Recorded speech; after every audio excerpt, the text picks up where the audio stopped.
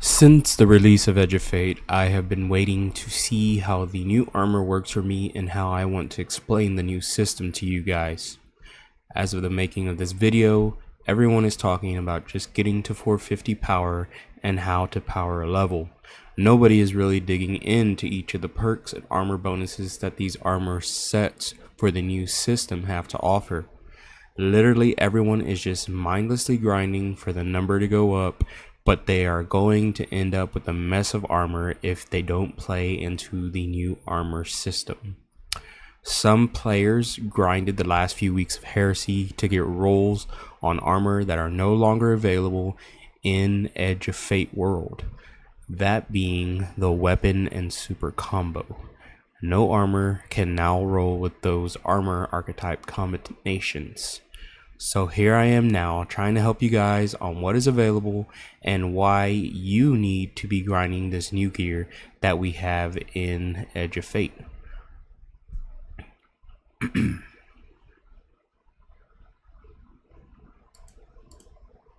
So, the armor archetypes available now are as follows. The Brawler. As you can see here on this set of gauntlets, it has Brawler next to the power level. Grenadier.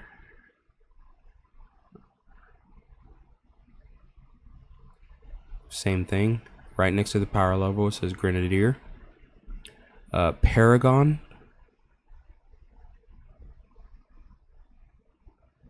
Same thing. Right next to the power level. Bulwark.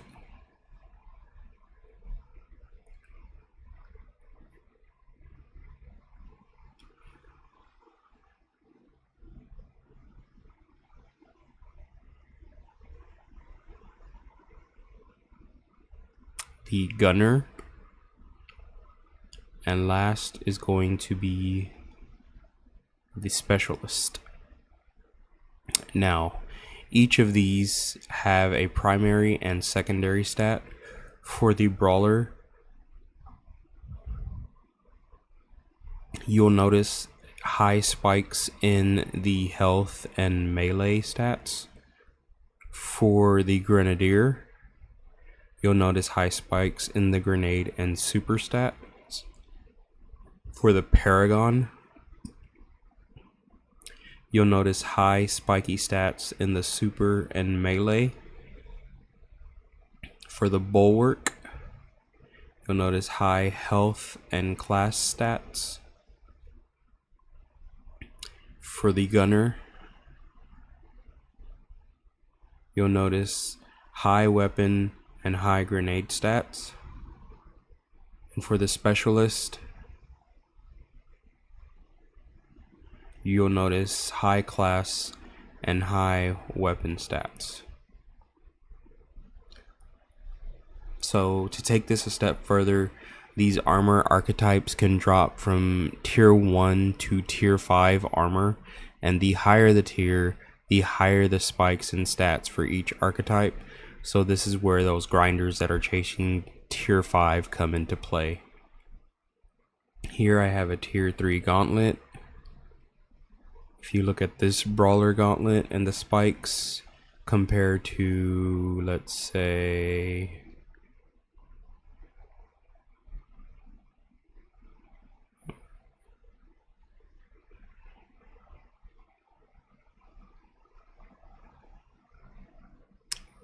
this helmet, it's a tier 1, so it has a 30 and 27, and this is a 30 and 23, but this is not even fully upgraded. So if I upgrade it all the way up and I had the materials, it would be over that 30 and 27 mark that the helmet has. So just the higher level, higher spikes come into play. And if you look next to the icon on the box, you could see 3 dots right here. And then this one has 2, that's a tier 2. And tier 4 and 5 will have 4 and 5 dots under the icon. So that's how you are able to tell which is which. Hunters, Titans, and Warlocks armor combinations will be different based on what weapons, abilities, and your playstyle you are trying to play.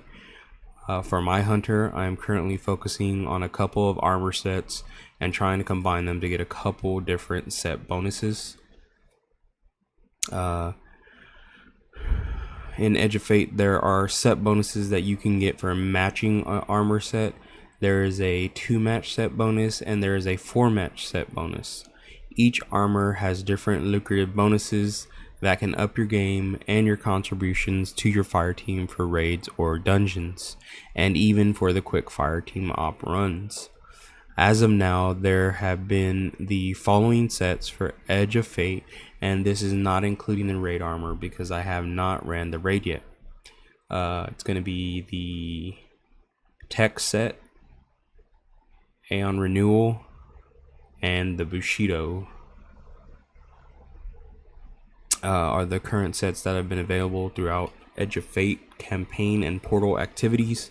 The main sets I have focused on acquiring, at least a tier 2 or tier 3 set, is the Bushido or the Tech set armors.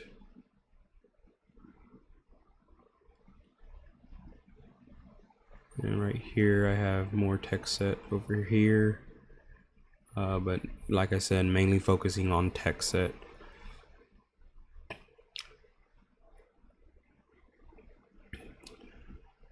And the armor archetypes that I'm focusing as of now are the Paragon and Grenadier. If I get any good tier 3 or on Gunner or Brawler, I will keep those for additional builds on my Hunter based on the Hunter's kit, because they can go Brawler if you build into it, and Gunner because the game is a shooter, so Gunner is always a keep if you have the open space for it. Weapons and grenades are always used in the game.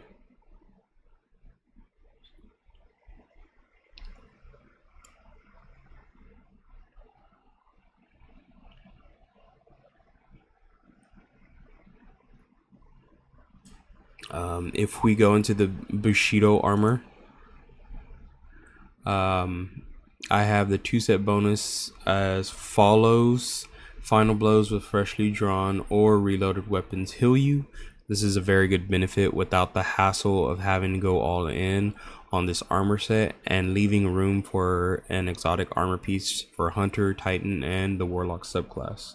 So as you can see right here, once I get my second piece, I will be able to use this.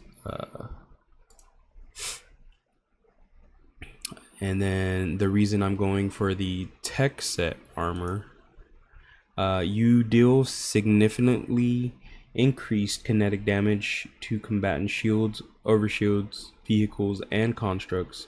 Constructs include barricades, turrets, stasis crystals, and other objects created in the field.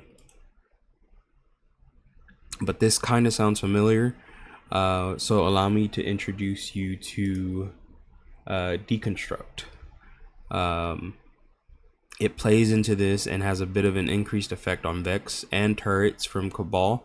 So in theory, I have yet to test fully, but this should be the play with my weapons that I have to take into a Vex theme raid like Vault of Glass or Desert Perpetual.